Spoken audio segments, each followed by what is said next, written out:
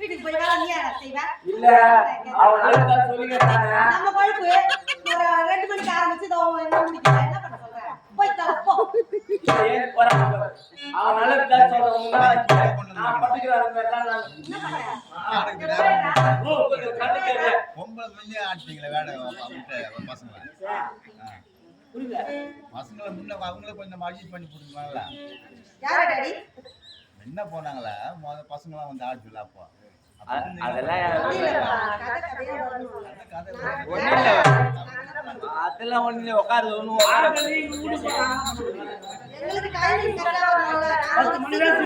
நம்ம எல்லா பகுதியிலே ஒரு கன்னிகா மனம் அமைந்திருக்குது. அந்த கன்னிகா மனத்திலே ஒரு அம்மையார் அமர்ந்திருப்பாங்க. அடுத்த காரணம் சொல்றது வேணுமா?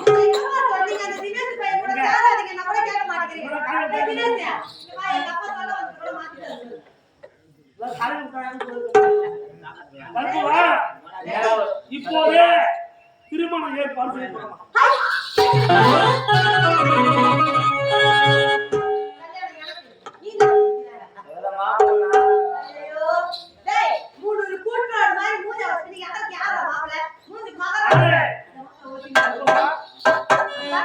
எனக்கு திருமணம் சொல்லிருக்கீங்க அப்பா எப்பவுமே உங்க மனதை புரிந்து கொள்ளாத பெண் நான் கிடையவே கிடையாதுப்பா இருந்தாலும் எனக்கு எப்பேற்பட்ட மாப்பிள்ளை பார்த்துருக்கீங்க எதனா இளவரசர் சீக்கிரம் சொல்லுங்க நான் மாப்பிள்ளை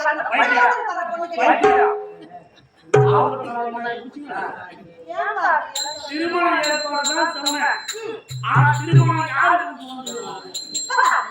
திருமணம் வயதில் பெண்களுக்கு முடியாது நாட்டா அப்ப எனக்கு தான் கல்யாணம் அப்ப தினத்துக்கு கல்யாணம்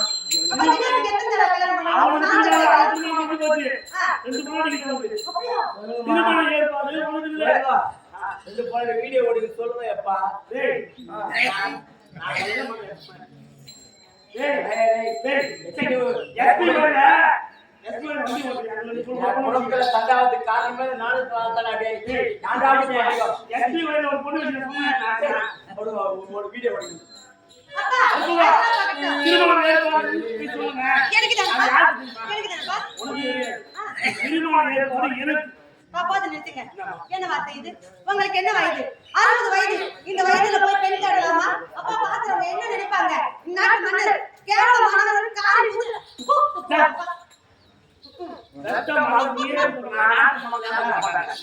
திருமணம் இருக்குன்னு சொன்னேன் ஆனா ஏன் திருமணம் செய்யலாம் திருமணம் உங்களுக்கு சொல்வதே தவறு இதுல காரணம் வேற அப்பா என்ன காரணம் சொல்லுங்க முந்தி தவம் இருந்து 300 மாத கருவிலை சுமந்து தொந்தி சரியே அங்கமெல்லாம் வந்து எவனுக்கு போராடி செத்து போட்டு அம்மா செத்து போயிட்டாங்க. எங்க அம்மா இறந்துட்டாங்க ஆனா அந்த ஊரில் வரைக்கும் தாய்க்கு தாயாகவும் தந்தைக்கு தந்தையாகவும் உனக்கு பிரிவோடு உண்மைதானப்பா அப்பா இப்போ அதுதான் நான் கேக்குறேன் இப்போது கன்னி பருவம் நீங்கி மங்கை பருவம் அடைந்து விட்டார். நாளைக்கு உனக்கு திருமணம் செய்தார் மணமேடையில தாய் தந்தை இருவரும் நின்று பாதல் பூஜை செய்தாதான் உனக்கு வாழ்விலே சுபிட்சம் இருக்கும். தந்தை நான் கொண்டு இருந்து உனக்கு பாதல் பூஜை செய்து உன் ஆசீர்வாதம் செய்தால் இதுதான் சொல்லுவாங்க நொண்டிக்கால ஆசீர்வாதம் ஆனா நொண்டிக்கால ஒண்டிக்கால செய்யக்கூடாது அதனால உலகத்தான் நான் திருமணம் செய்து கொள்வேன். ஓ நன்மைக்காக எனக்கு இது தெரியாம நான் பேசிட்டேன் சின்ன பொண்ணா இருந்தாலும் மன்னிச்சிடுங்க இந்த பாரு பாய்க்கு எழுதி பாரு கதை கொஞ்ச நேரம் இரு கல்யாணம் பண்றாரு பாத்து திருமணம் ஏற்பாடு செஞ்சாங்க. அதனால அந்த கன்னிகா வனத்திலே ஒரு தாய் வந்திருப்பாங்க. அவங்களுக்கு 48 நாள் பணிகள் செய்யணும். அவ்வளவுதான் இது என்னோட கடமை அல்லவா நான் கட்டாயம் நிறைவேற்றுவேன்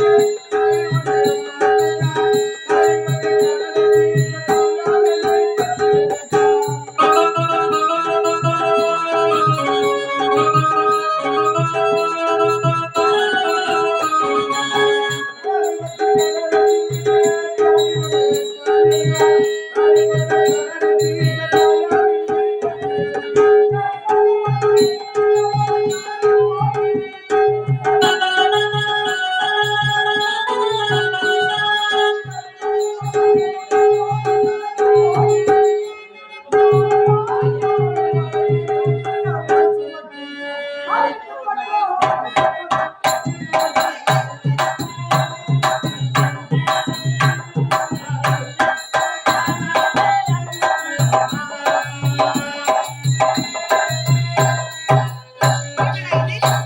பூக்களோட ஒருத்தவன் இருக்கின்றானே, யாராக இருக்கக்கூடும்? ஐயா வணக்கங்க. நீங்க பூவா விக்கிறீங்க? ஐயா ஒரு முழம் பூ எவ்வளவு? ஆமா அநியாயத்துக்கு சொல்லாதடா, மல்லி விலை ரொம்ப குறைஞ்சு போயிருக்கா. ஐயா என்னதான் இருந்தாலும் 40 ரூபான்னு சொல்லிருக்கீங்க. எனக்கு வேணுங்க, எனக்கு வேற வழி கிடையாது. ஐயா நான் இங்க சிறிது நேரம் இந்த பூக்கள் கூடவே விளையாடணும்னு எனக்கு ஆசையா இருக்கு. அதனால் அதோ இருக்கின்றதே கன்னிகா மாடம், அங்கே சென்று 48 நாட்கள் எனது சிற்றானை விரதம் இருக்கின்றார்கள். ஆனா அவன் முகத்தை கூட நீங்க பார்க்கவே கூடாது. தூரத்துல நின்று அந்த பூக்களை மட்டும் கொடுத்துட்டு சீக்கிரம் வந்துருங்க. நான் இங்க வந்து ரொம்ப காசு தரேன்.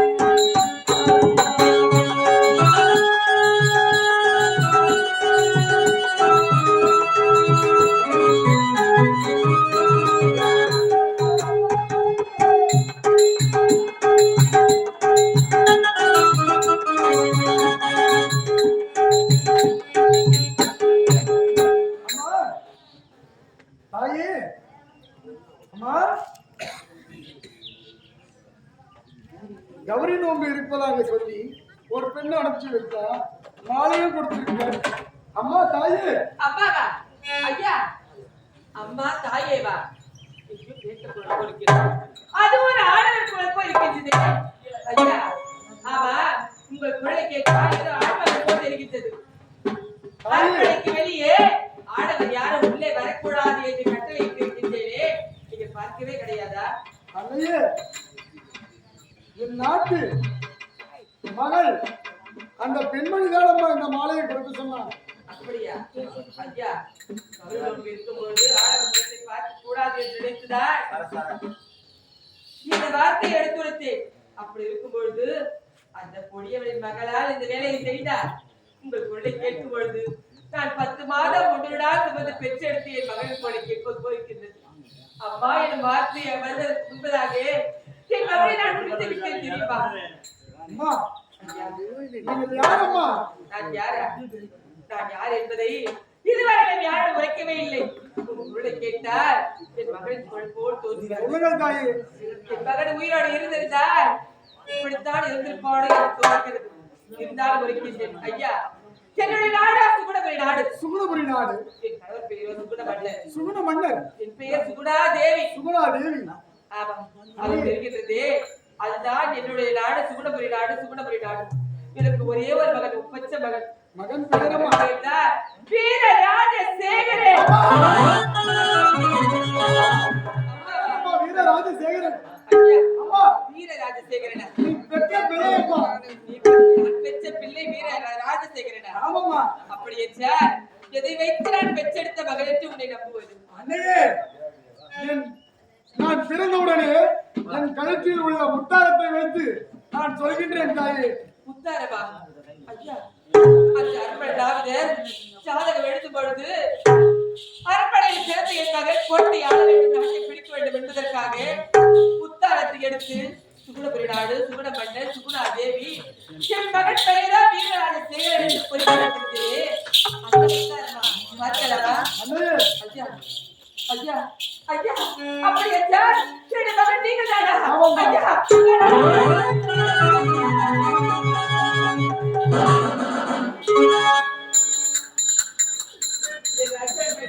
அம்மா.